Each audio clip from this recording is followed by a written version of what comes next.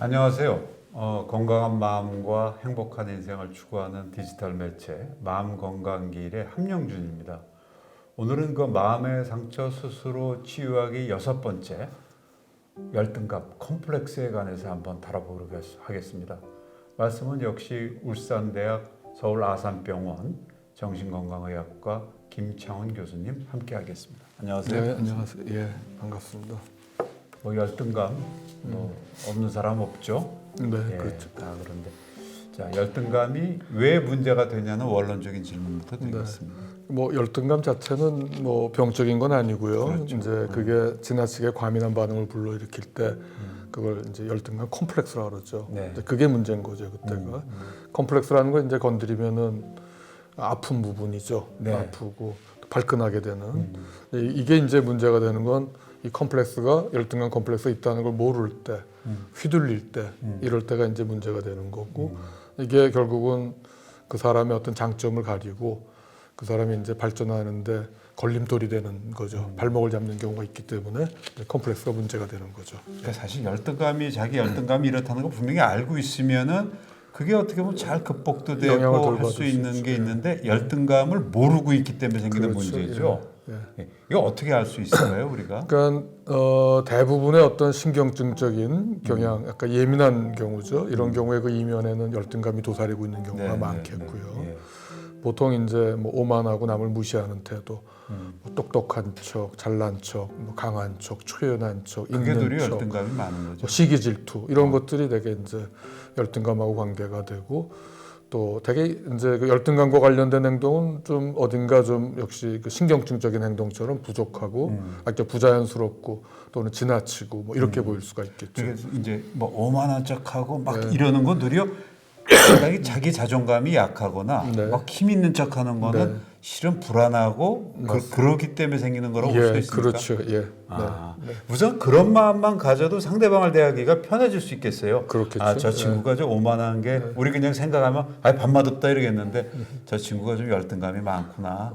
그래. 그렇죠. 예, 그렇게 볼 수도 맞습니다. 있겠네요. 예, 맞습니다. 예, 예. 그 MBTI 같은 성격 유형에 따라서도 열등한 부분이 있지 않습니까? 예. 그렇죠. 예, 그 성격에 따라서 이를테면은 뭐 내향적인 사람은 외향적 기능이 열등한 그렇죠. 거고 또 그 반대고 예. 또 기능 유형이 4가지라고 보잖아요. 감각적인 사람은 직관이 열등하고 또 사고형은 좀 감정이 열등하고 뭐 그렇죠. 그래서 성격에 따라 이게 좀 다를 수가 있죠. 그 아들러 같은 경우 이제 아까 열등감 얘기, 열등감 컴플렉스 이런 걸 많이 이제 연구하신 분이고 가장 널리 알려져 있죠. 우리나라에서 그 미움받을 용기란 책, 네. 일본 기시미치로라는 분이 쓰신 책인데 이게 아들러 이론을 소개하고 있거든요. 그렇죠. 한때 베스트셀러로 알려졌는데 아들러 이론은 뭐 열등감에 관한 얘기를 많이 하는데 이게 어떤 성격에 따라 어떤 것이 뭐 우월한 부분이고 어떤 것이 열등하고 이런 거에 대한 언급은 없어요. 근데 이제 그런 점에서 볼 때 이제 융의 이론, MBTI가 이제 융의 이론인데 그걸 통해서 자신의 어떤 부분이 열등하고 어떤 부분이 우월한 것이다, 기능인가 이런 걸 아는 거는 상당히 도움이 될 것 같아요. 예. 근데 이제 전 이렇게 그냥 제 개인적으로 저도 이걸 요즘 보면서 제가 이제 외향적인 것 같아서 부족한 게 열등한 번이 이 내향적, 내적 성찰이 부족한 걸 저는 느끼거든요. 네. 그리고 저는 그렇게 감각형적이지는 못해요. 우리 집사람은 무척 이거를 잘 하는데 저는 그런 데 비하면 약간 직관적인 것 같긴 한데 감정형 같은 걸 보면은 평소에는 감정형이 대단히 잘 하는 것 같아요. 네. 근데 어떤 데 딱 이렇게 되면은 감정형이 내가 전혀 상대방의 감정을 이해 못할 때가 많을 때가 있어요. 행동도. 그건 어떻게 봐야 되는 거죠? 그럼? 아니 이제 복합적이던데. 그렇죠. 상황에 따라 그것도 조금 다를 수는 있죠. 예. 상황에 따라서. 그래서 감정을 내가 잘 본다고 생각했는데 못 보더라고요. 이제 뭐 그 어떤 상황을 이해하고 이러는 거는 뭐 꼭 감정만은 아니고 감정이 이제 공감하는 능력이고 그렇죠. 공감을 이제 바탕으로 해서 옳고 그른 걸 판단하는 이런 거니까는 그거는 뭐 좀 상황에 따라 다를 것 같아요. 뭐 감정형도 화낼 땐 화가 나는 거죠. 아, 예. 그 내향적인 사람은 좀 더 주관적이고 외향적인 사람들은 좀 더 객관적이다. 예, 그렇죠. 예, 그래서 내향적인 사람은 이제 반대로 객관적인 게 좀 부족하고 또 그러면서 외향적인 사람은 좀 내향적인 사람, 외향적인 사람 볼 때는 좀 깊이가 없고 좀 그렇지. 기회주의적이다 이렇게 볼 수 있고, 외향적인 사람이 내향적인 사람 볼 때는 좀 주관적이고 독단적이고 고집세다, 예. 답답하다 뭐 이렇게 볼 수가 있죠. 네. 일반적으로 이제 내향적인 사람은 이제 외향적 기능이 열등한데, 그래서 대인관계나 이런 대인관계에서 기껏 자신의 그 열등한 기능을 이렇게 드러내는 경우가 많습니다. 실제로 굳이 안 해도 될 말하고 그렇죠. 안 해도 될 행동해서 분위기 깨는 건데, 얼마 전에 이제 그 대선 주자 그 토론회에서 안철수 후보가 그 뭐 윤 후보의 어떤 답이 이렇게 뭔가 좀 마음에 안 드니까 고개를 이렇게 절레절레 흔드는데, 그런 거죠. 네. 이게 이제 객관적으로 볼 때는 상대를 이렇게 좀 무시하는 것처럼 결례가 될 수 있는데, 안 후보는 아마 그런 의도는 없었을 거예요. 본인의. 그래서 이런 것도 어떤 외향적인 어떤 감정 기능 이런 게 좀 열등해서 자신의 그 열악한 면, 열등한 면을 드러내는 뭐 그런 장면이라고 그렇게 말씀드릴 수가 있겠습니다. 네. 그 교수님의 저서 성격과 삶 그 책을 보니까 사회적으로 성공한 외향적 감각형 네. 성공률이 높죠. 이 감각형이 그 외면하고 살아온 열등한 도덕 기능이 발목 잡을 수 있다. 네. 그게 무슨 말씀이시죠? 그러니까 우리가 살아가는데 늘 열등한 기능이 문제가 되는 거죠. 열등한 그렇죠. 기능이 이제 발목을 잡는데, 외향적 감각형의 경우는 도덕적 기능이 떨어져요. 옳고 그른 걸 판단하는. 그러니까 살다가 그 뭐 훌륭한 사업가인데 뭐 도덕적인 게 떨어져가지고 매일 바람 피고 뭐 이렇게 성광 뭐 이렇게 가정생활 문란해서 이런 것도 문제가 될 수 있겠고요. 또 뭐 그렇죠. 이제 네. 그 이제 반면에 또 그 외향적 감각형만 문제되는 건 아니고, 이제 내향적인 철학자, 그 직관과 그렇죠. 사고가 뛰어난데 현실 적응력은 현실 감각은 아주 떨어져가지고 사실 문제가 되는 것도 네. 그것도 마찬가지죠. 예. 먹고 사는 문제 이제 부딪힐 수도 있는 거죠. 네. 그런 경우에는. 네. 이런 이제 개인의 열등감이 조직에 영향을 많이 미치잖아요. 예. 그 구성원에 예. 거기에 대해서. 그럴 수 있습니다. 예. 그래서 이제 이를테면 이제 팀장의 성격이 감각적인 경우, 감각적인 경우는 이제 이해관계 파악은 빨라요. 개인적인 눈앞이 이해관계. 근데 이제 멀리 내다보지 못하고 옳고 그른 걸 판단을 못하고 문제의 본질을 파악을 못하다 보니까 결국은 이제 어떤 조직 내 이슈가 생겼을 때, 문제가 생겼을 때 이걸 적절하게 그렇죠. 대처를 못하는 거죠. 그래서 그러다 보니까 이제 구성원들의 신뢰를 잃고 또 이제 뭐 본인은 이제 어떤 그 리더십에 대한 열등감에 사로잡힐 수가 있겠고, 실제 이제 이 경우에 그 감각적인 사람은 자신의 어떤 옳고 그른 걸 판단을 못하면서 자신의 비판적인 의견을 받아들이지 못해, 수용을 못해요. 모르는 거예요, 모르니까. 실제로 모르니까. 그래서 이러다 보니까 이제 그리고 자신의 권리 주장은 굉장히 빨라요. 이해관계 빠르기 때문에 본인의 권리는 주장을 잘하는데 이제 큰 그림은 못 보고 문제의 본질은 못 보고 비판하는데 왜 그런지를 모르고, 그러다 보니까 이제 조직이 그 팀장 지지하는 사람, 또 야 팀장 저 관둬라, 자리에서 내려와라 이런 쪽하고 이제 갈라져 가지고 굉장히 이렇게 조직이 와해되고 이런 경우가 있죠. 그래서 이런 이제 팀장의 어떤 그런 감각적인 성격, 이게 이제 리더십이 열등한 건데 문제 본질을 통찰하는 거 안 되게 해서 이게 결국은 이 어떤 리더십의 문제를 가져오고 조직에 안 좋은 영향을 주는 이런 경우들이 있죠. 뭐 이런 경우 많이 볼 수 있습니다, 주변에. 이 열등감, 이 열등감의 원인은 또 어떻게 보십니까? 열등감도 궁극적으로는 아마 물론 이제 어떤 기능이 열등하냐 하는 거는 타고난 거죠. 사람마다 아까 뭐 내향적이나 외향적이나 이런 것도 있듯이 기능도 재능은 다르니까 그런 것도 있고, 그런데 이제 지나치게 이제 열등하게 느끼는 것, 실제보다 이런 거는 그 열등감 컴플렉스 이런 거는 아마 충분히 이렇게 사랑받지 못한 거, 어떤 결핍된 데서 비롯되는 경우가 많고, 그렇죠. 그래서 그렇죠. 그렇고. 그러다 보면 이제 자신이 이렇게 사랑받을 가치가 없는 못난 존재인가 이런 생각을 하고, 이게 이제 컴플렉스가 돼서 평생 따라다니는 거죠. 그래서 특히 결성 과정이나 이 애들 그렇죠. 자녀들이나. 그래서 이런 게 이제 이런 과거로부터 독립하는 거, 이런 부모로부터 심리적인 독립이 청소년기 과제라고 보통 이제 저희 그렇게 얘기하는데. 제가 볼 때 실제는 평생의 과제인 것 같아요. 나이가 70, 80대도 이런 열등감에 시달리고 이게 문제가 되는 경우가 많이 있고요. 실제 그 영화 에덴의 동쪽을 보면은 그 제임스 딘이 나오죠.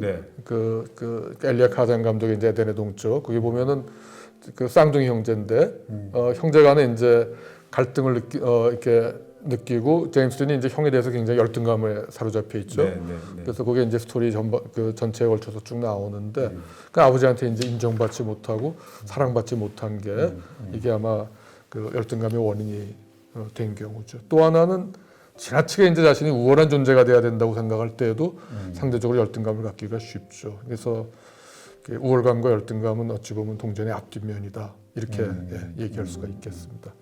그 우월해지는 욕구가 왜 문제가 되나? 그렇죠. 어찌 보면 이제 우월해지는 욕구는 자연스러운 그런 이제 바람일 수도 있는데 문제는 이게 실제보다 부풀리는 경우예요. 부풀리는 경우. 네, 네, 그래서 이런 경우는 이제 진정성에 문제가 있는 거죠. 그렇죠. 자기 어떤 그 경력을 갖다 부풀린다든가 이런 경우가 될 수가 있겠고 리플리 증후군 같은 경우. 그렇죠. 두 번째는 모든 걸 잘해야 된다. 모든 걸 잘할 수는 없죠. 네. 그렇죠. 그 다음에 자기 능력 이상으로 이렇게 하려고 한다든가 이런 경우도 문제가 될 수 있겠고, 그 다음에 남보다 잘해야 되는 거. 그러니까 자기의 재능을 살리면 되는 거지 남보다 우월해져야 되는 건 아닌데 비교해서 우월해져야 된다는 거, 지나치게 경쟁적인 거. 그 다음에 이제 제일 문제되는 게 수단과 방법을 안 가리는 거죠.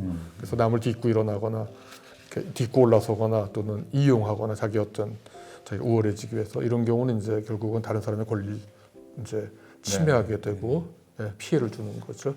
이런 열등감을 어떻게 우리가 대처하고 극복해야 될까요? 열등감을 이제 잘 다스린다는 거는 곧 이렇게 성숙한 사람이 된다는 얘기고요. 네. 그래서 이게 근데 말처럼 역시 쉽지 않고 이렇게 평생의 과제일 수가 있죠. 그래서 첫 번째는 우리가 화가 났을 때 화를 이렇게 알아차려야 된다고 이렇게 말씀드렸듯이 자신이 열등감이 있다는 거를 인지하는 거, 알아차리는 게 우선 제일 중요하죠. 네. 그리고서 또 그걸 갖다가 알아차리고서 이게 내 모습이구나, 그 수용하는 자세라든가. 네, 그렇죠. 이런 것들. 근데 이제 이게 말처럼 쉽지가 않고 또 옆에서 얘기해줘도 오히려 기분 나빠하고 화내는 경우가 더 많아요. 그렇죠. 그래서 굉장히 조심스럽고 네. 뭐 부득이 어떤 경우는 이제 직면할 수밖에 없는, 직면시켜야 되는 경우도 있지만은 많은 경우는 스스로 깨달을 때까지 기다려야 되는 경우가 많죠. 이게 상당히 쉽지 않습니다. 네. 그래서 그러고 이제 만일에 자신이 실제 열등한 부분이 있다면 그거를 인정하고 받아들이고 거기에 적절하게 그거를 이제 보완을 하면 될 거고, 네. 그렇죠. 그 다음에 이제 자신이 어떻게 컴플렉스라고 생각될 경우, 그렇죠.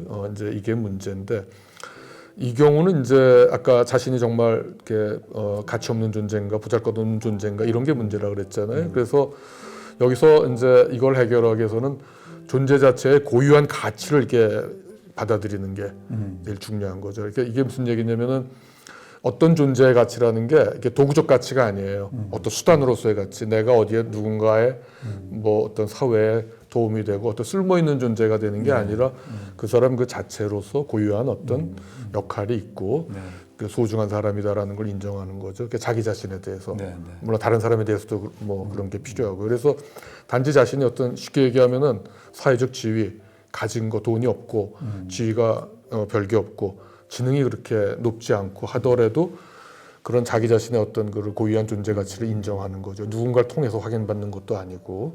그래서 존재 자체의 고유한 가치라는 거는 그런 거죠. 네. 그런 거를 이제 받아들여야 된다는 겁니다. 그 교수님께서 지난번에 말씀하신 것 같은데 열등한 기능을 갖다 되살리는 것도 그것도 재미다. 삶의 활력소다. 그래서 인정하고 말이죠. 그렇죠. 열등한 건 이제 열등한 건 나름대로 보완을 하면 되는데 이게 이제 그 의외로 상당히 재밌는 거죠. 구체적인 것. 그 몸치가 이제 댄스에 빠지는 이런 경우가 있고 열등한 거를 해보면 의외로 재밌어요. 물론 열등한 걸 살려가지고 우월한 기능으로 바뀌지는 않아요. 뭐 이렇게 보완이 되는 정도지. 그러나 상당히 의외로 재밌고 골프 못 쳐도 골프 굉장히 이렇게 즐기는 분들도 많이 있죠. 그리고 또 하나는 이제 이럴 때 열등한 기능을 살릴 때 주의해야 될 게 자신의 우월한 기능을 잠시 이렇게 접고 내려두는 게 필요해요. 이를테면 이제 어떤 교수가 이렇게 자연을 즐겨야겠다 그러면서 꽃을 이제 관찰하고 꽃을 수집을 하는데 어느 순간에 그 학자가 꽃을 이렇게 분류하고 있는 거예요. 우월한 기능이거든요. 사고. 그러니까 이게 논리적인 사고로 이렇게 이성적으로 합리적으로 분류하고 있는데 그건 꽃을 즐기는 게 아닌 거죠. 그래서 그 우월한 기능을 좀 접어두고 열등한 기능을 살리는 거. 이건 명상도 마찬가지예요. 명상을 할 때 우리가 생각을 내려놓는 것도 어찌 보면은 그 자신의 열등한 기능을 또 들여다보고 살릴 수 있는 기회가 되기도 하죠. 저는 그 명상에서 그런 걸 많이 합니다. 그래서 비단 열등감도 그렇고 자신에 대해 기대 수준 같은 것도 네. 야 이게 너무 높여가지고서 도리어 예. 문제되는 경우도 있고 그렇죠. 그렇지 않습니까? 예, 예. 그런 걸 느끼는데. 예. 아까 이제 우월해지려는 거에 이제 문제를 말씀드렸듯이 모든 걸 다 잘할 수는 없다는 거죠. 네. 그렇죠. 능력 이상으로. 그다음 사람들이 흔히 이제 잘못 생각하는 게 자신이 우월한 존재이고 똑똑하고 또 뭐 있어 보이고 잘생기고 이래야 누군가가 좋아할 거라고 생각하는데 사실은 아니고 반대인 경우가 더 많아요. 사람들은 경쟁적으로 생각해서 자기보다 못한 사람을 되게 편안해하고 만만해하면서 좋아하거든요. 그래서 사실은 꼭 우월하고 똑똑한 존재래야 이렇게 좋은 관계가 성립되는 건 아니라는 거고 실패했다고 또 본인이 못난 건 아니에요. 실패는 그냥 실패인 것뿐이죠. 네. 네? 그래서 그걸로 이제 어떤 그 삶의 어떤 그렇죠 승패를 가르는 이런 걸로 볼 건 아니고 남과 비교하지 말아야 되고.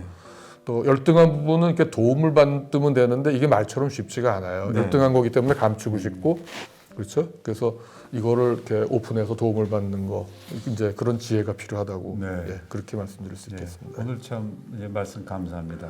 이 열등감 문제에 대해서 저희도 이제 나이가 들면서 생각하는 게 실은 이게 뭐 도끼 개끼니더라고요. 이렇게 보면은 자기가 이렇게 뭐 하던 것도 그러니까 주변에 뭐 장관을 했다 뭐 아주 큰 부자들 친구나 선배들 행복하게 사냐면 그렇게 또 행복하지가 않아요. 사실 이건 뭐 그대로 얘기입니다. 뭐가 행복하지 않을까요? 자기 마음속에 너무 허하고 인간관계나 뭐나 이런 게 있어요. 자기 스스로 그 여러 가지 걸 갖추고도 만족을 못 하더라고요. 그럼 어떤 사람이 제일 행복한가 했더니 그런 열등감이나 이런 거 내려놓고 스스로 즐길 줄 알고 자기가 스스로 즐길 줄 알고 그 작은 데도 만족하는 사람이 가족한테 뭐 함부로 대하고 짜증내겠어요? 안 그러더라고요. 그래서 그렇게 열등감을 내려놓고 자기 열등감까지를 이렇게 보고서 즐길 수 있는 사람 그게 어떻게 되느냐가 문제인데 그런 사람이 진짜 행복한 사람이고 자기 실현이 된 사람이 아닌가 그렇게 생각을 합니다. 오늘 말씀 감사합니다. 네, 감사합니다.